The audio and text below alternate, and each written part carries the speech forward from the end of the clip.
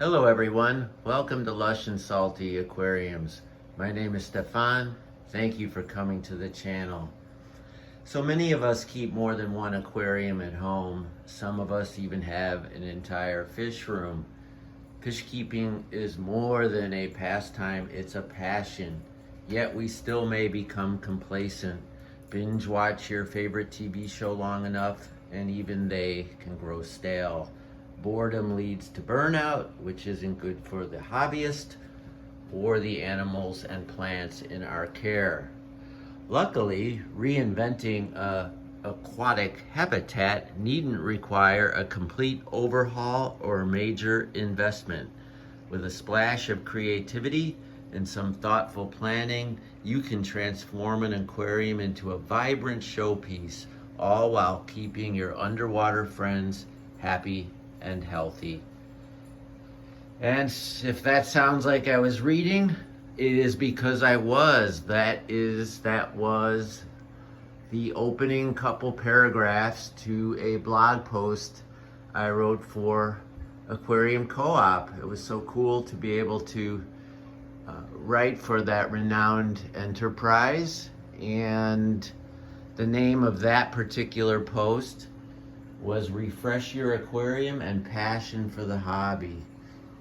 And where I was going with it, and you can go to their website and scroll down to the blogs and read the rest of it, but I'm going to cover a lot of that here, was ways that we can reinvigorate our passion for either a particular aquarium, a group of aquariums, a fish room, or just the hobby itself.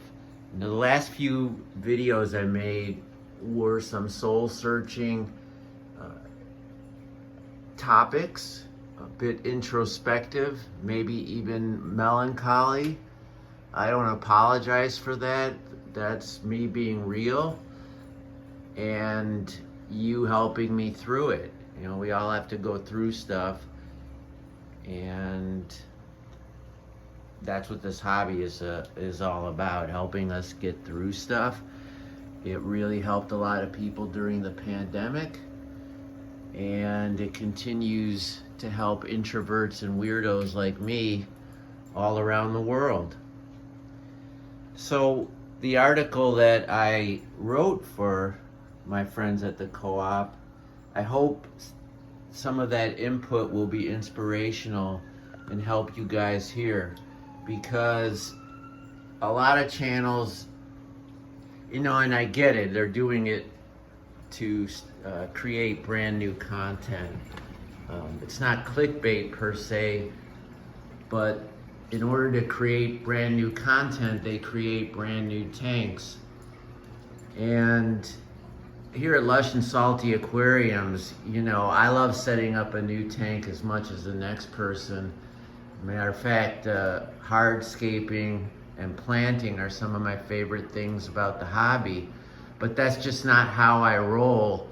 Once I set up an ecosystem, it's not a 6-month project. Our children aren't temporary investments where we put a whole ton of energy and passion and love and then get a do-over, right? So for better and for worse sometimes, this hobby is about, in my view, in my fish room and on my channel, it's about staying the course but avoiding complacency. And there's no reason, let me take that back. There's a ton of reasons why we can become complacent in life, in marriage, in friendships. There's lots of big, serious topics in the human experience where boredom and complacency are a taproot for all kinds of personal problems. Mental health plays a huge role in that. But when you boil some of that stuff down, some of that psychodynamic compound down to its essential, one of the main ingredients is boredom.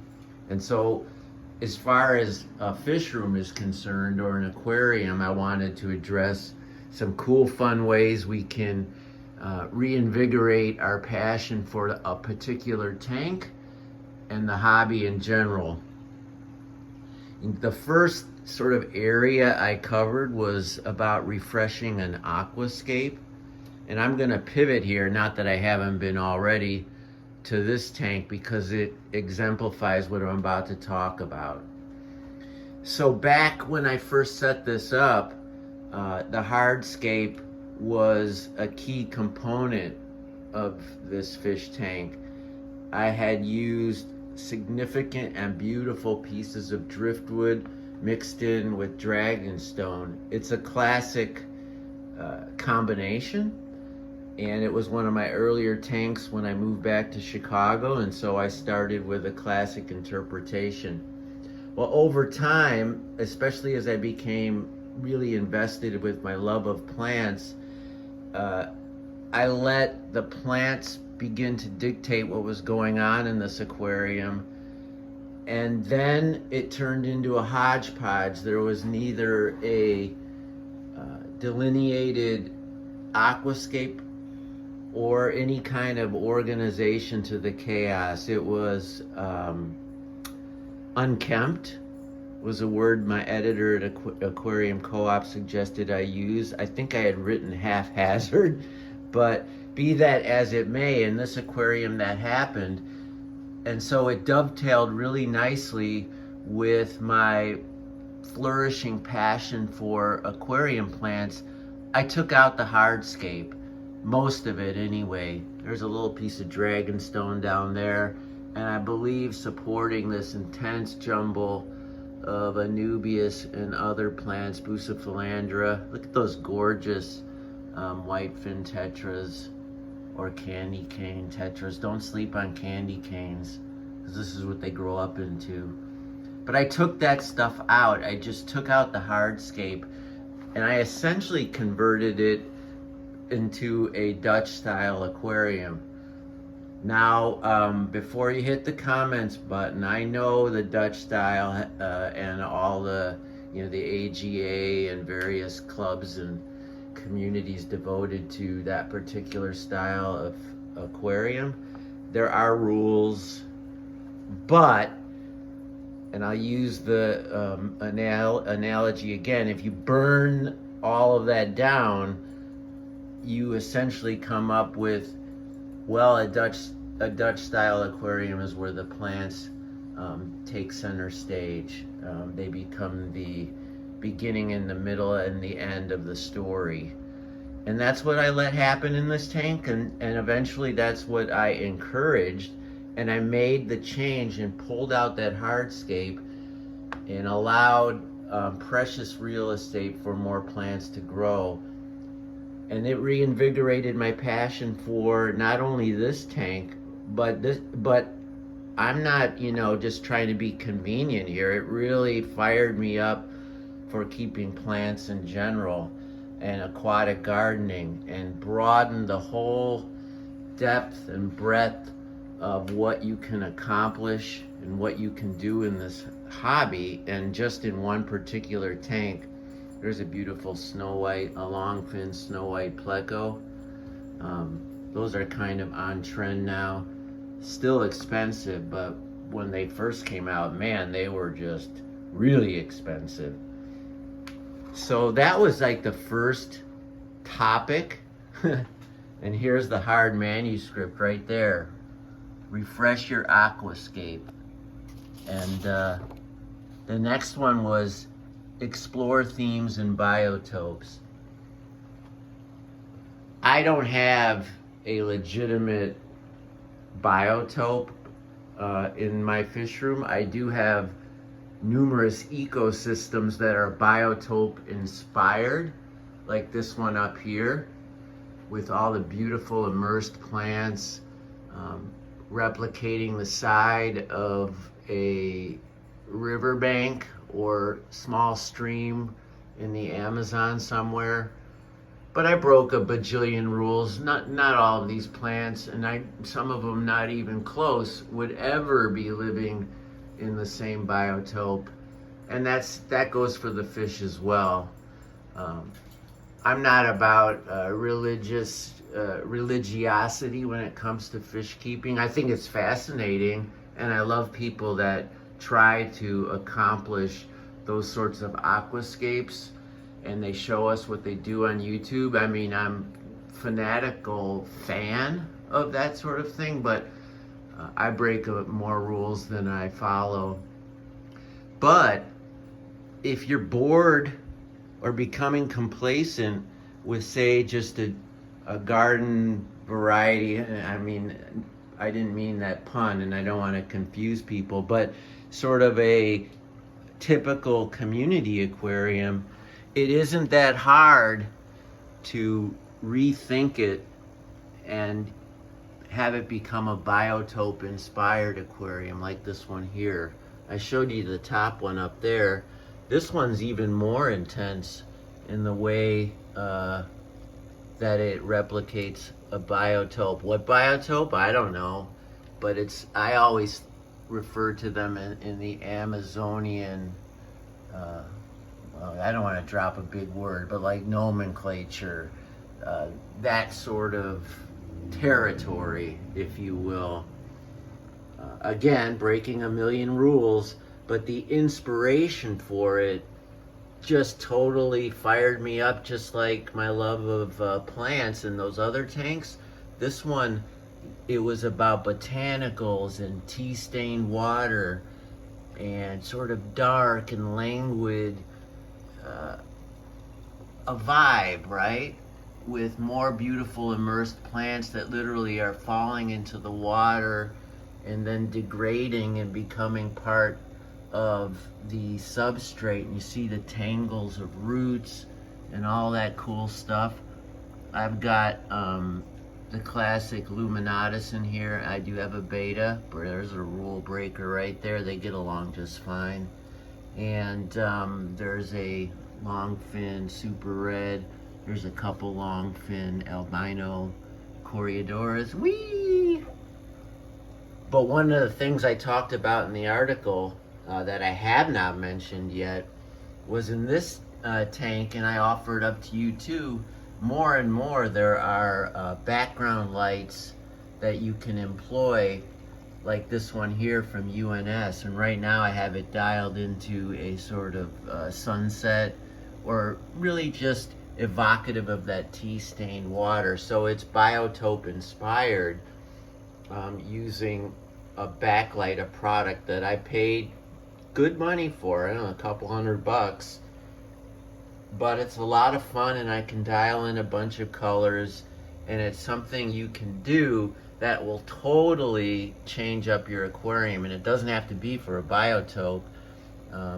You can obviously use background lighting any way you see fit, but that one I paid for a backlight, and this one, folks, was one of those $8 strip LEDs that you see in a big pile at a swap or are super duper cheap on Amazon. And I just laid it down in back of this aquarium and plugged it in. That's it. And I turn it off and on myself, and it creates not a lampshade, Jesus, but that extra depth of field so you can see deep into it. So if you play with your lights and maybe incorporate more than one or change them up, you can totally do what my article had suggested and reignite your passion. Now, I agree with Aquarium Co-Op, and we talked about it, me and the editors. I don't think the moonlight settings and the specific color settings of a aquarium light are useful, and they might even be counterproductive. Maybe once in a while to show your kids or something, but if anything, they could stimulate algae, they interrupt sleep patterns, so I don't advocate using the trickeration in lights. But a background light is like going one step beyond background wallpaper, which I also mentioned in the article. You know, blue and black and opaque white really change up an aquarium. And even if it's set up, yeah, it might not be exactly as slick as if you did it from the get-go, but you can find a way to put a background in. Sometimes, like, this is just for protection, so that the light from the baby brine shrimp hatchery doesn't infiltrate this aquarium at night when these lights go off. I just slid a piece of wood in here to protect, to block out that light. Now that only goes to say that if you use your ingenuity and creativity, you can come up with some really cool things, and you can even use maybe that clip-on light that no one uses next to the bedside, or anything. A tiny LED to create a spotlight, just clip it onto the tank. If you've got the electricity, give it a go. Have some fun with it. It will radically change the aquarium. Maybe not to your liking, but then you just take it off, turn it off, get rid of it. So adding new livestock, that's the first thing people think of, like when they want to alleviate boredom. But I would never start that. I didn't start that article that way. I didn't start that video this way, because adding new livestock is a deal with the devil sometimes. With care and diligence, it's totally gonna fire you up. Nothing like a new fish. Although a bit like drugs, once you have the fish, you'll wonder, was it worth all of that intense, feverish passion to get it? And did your aquarium pay a price for having a new organism in its ecosystem? Playing off of new fish, though, you could convert maybe a community tank into a species-only tank, and that's what I've done here with this Uwagumi, perhaps my most legitimate definition of an aquascape. In other words, this really is an Uwagumi. I didn't break any of the rules. I even only used an odd number of stones, minimal plants, all green. But what I did do, and what I'm advocating one could consider, in the same ilk as a biotope inspired aquarium, you could try for a species only tank where it's just one group of fish. And that's all that you ever see at pet stores. Well, not all, but and maybe it's never where we start, because we want different things. Look at those flashing males. These are white cloud mountain minnows. Oh no, take that back. These are Vietnamese mountain minnows, a rarer, slightly smaller, and more exotic variant, although they're their own species, but so similar to the white cloud mountain minnow. And they're not better or worse, but I will say they do add a certain exotica, panache to the tank. But a species only tank is a really cool way to go, and in many ways it make them, the fish, very, very happy, but it also can stimulate, for obvious reasons, spawning and breeding and things of that nature, because the fish don't have any predatory threat. Now, an Iwagumi might not be the best place to spawn these fish, but I don't care. I just love knowing that these Vietnamese mountain minnows are showing at their best, because there's a group of male and females and they don't have any predators, and the tank could be a gallon bigger if I'm being real. But basically, this is my only species only tank, and I love it. And it's my only Uwagumi tank, and I love it. So both of those things, playing with an aquascape style like Uwagumi or the Dutch style that I talked about, and then maybe going into species only, can totally change up your tank and your passion for the hobby. Substrate. Now, there is something you know, when these flashy YouTubers, they start over again, they always have the great pour shot where they're pouring aqua soil and other things into the glass bottom, and it's, you know, it's so enticing and titillating. It really is like aquarium porn when they're pouring fresh substrate and then using the stainless steel rake to even it out. But honestly, you know, that's something where you would have to tear a tank down to add a whole new substrate. But what I wrote in the article is you can easily work with some of the real estate you have. And by the way, I don't always show this tank. This is my most low-tech planted aquarium.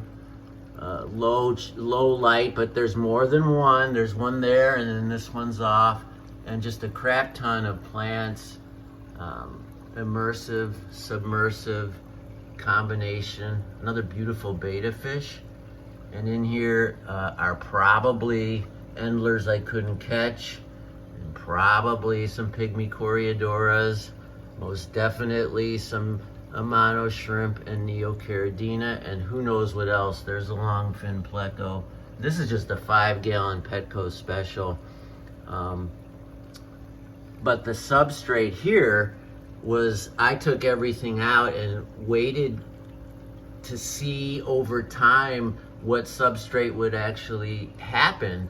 And it didn't take long. I've got this sort of really natural, malmy,